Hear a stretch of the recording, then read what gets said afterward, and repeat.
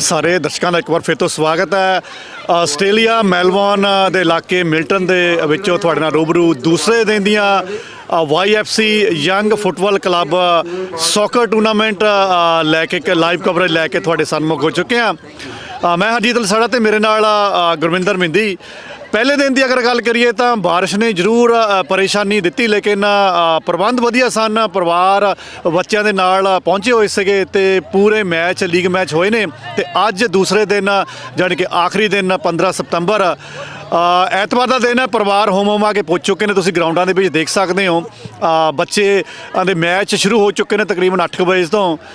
Under 7 ਦਾ ਤੇ 9 ਦੇ match ਹੋ ਚੁੱਕੇ ਨੇ ਤੇ ਬਾਕੀ ਫਾਈਨਲ ਵੀ ਮੈਚ ਹੋਣਗੇ।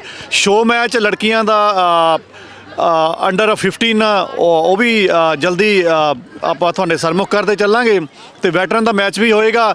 ਸੋ ਅੱਜ ਮੌਸਮ ਵੈਸੇ ਠੀਕ ਰਹੇਗਾ, ਲੱਗਦਾ ਨਹੀਂ ਹੈ ਕਿ ਮੀਂਹ ਖਰਾਬੀ ਕਰੇਗਾ। ਬੱਦਲ ਜ਼ਰੂਰ ਛਾਏ ਹੋਏ ਨੇ ਲੇਕਿਨ ਵਧੀਆ ਮੌਸਮ ਬਣਿਆ ਹੋਇਆ ਆ।